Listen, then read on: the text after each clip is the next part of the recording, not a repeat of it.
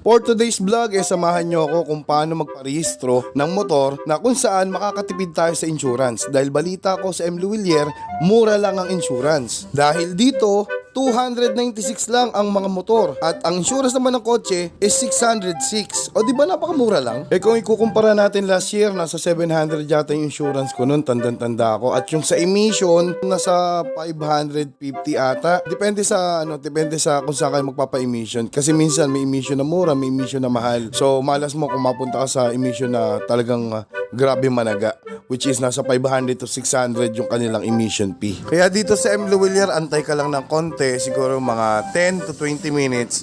Ayan na, mayroon ka ng insurance na sobrang murang-mura lang. Kaya naman dumiretso na kami dito sa LTO Morong para magpa-emission. Kaso nga lang, so yan, nandito kami ngayon sa Morong LTO. At may nalaman akong masakit kasi first time kong mag-insurance sa labas, which is sa M. Luwilier.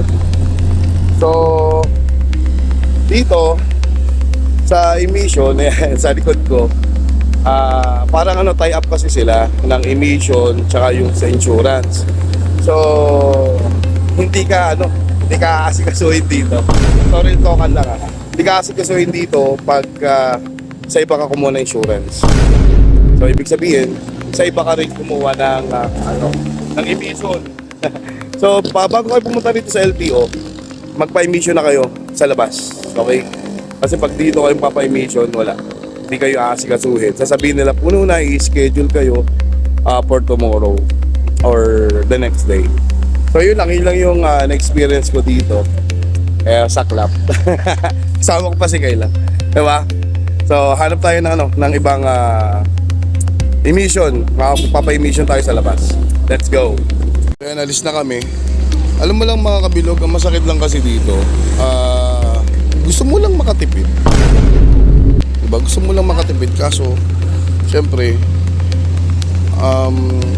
di natin sila masisisi. Mahal kasi insurance dito, 600 plus or 700 plus ang insurance dito. Tapos yung emission nasa 600 din. So yan, yun lang mahirap. So ayan, update lang from Morong, lumipat kami dito sa LTO sa Tagpos, tama ba? Ayan, LTO Tagpos. Tignan natin kung parehas ang sistema dito. Let's go. Ayan, dito sa LTO Binangonan Tagpos. Let's go. Sa pagdating nga namin dito, talagang konti lang yung tao. So maganda rin talaga, I suggest na kung magpaparehistro kayo, tanghali na kayo pumunta. Like alauna, alas 2, para wala na, halos konti na lang yung tao. So yan, dito, pasok tayo sa emission dito. Ayan.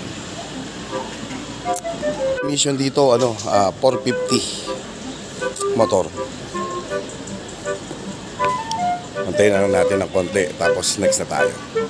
At ito na nga, nakasalang na nga si Max. O diba, napakaangas. Panalo emission dito at napakabilis. Ang pangalan ng emission dito yung best friend. Talaga magiging best friend ko talaga tong emission na to. Kaya shoutout sa inyo mga idol. Ang bilis ng process nyo dito. So ang sukli natin is 540. So nasa 460 lang ang emission dito, diba? Kaya naman dali-dali na akong kumuha ng number R108 pa talaga. Para naman ma-register na natin ang ating motor na si Max. Napakaraming tao, pero maya-maya lang tinawag na tayo. Yan, 377 po, no? Magkano po penalty ngayon?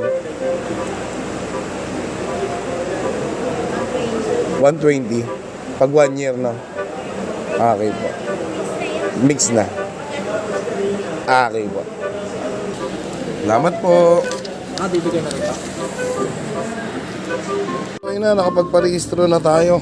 So, ito lahat ang nagastos ko. 296 plus 100. So, motor at yung driver na daw yan. 396 sa insurance.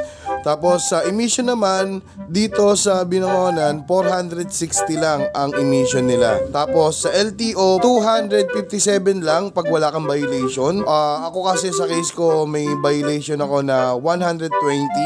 Kasi nga, late register yung motor ko. So, total is 377. Kaya all in all, 1,233 lang ang nagastos ko pagpaparehistro ngayong 2025. Uwian na ha. Yun, okay na. Magparehistro na tayo. Uwian na.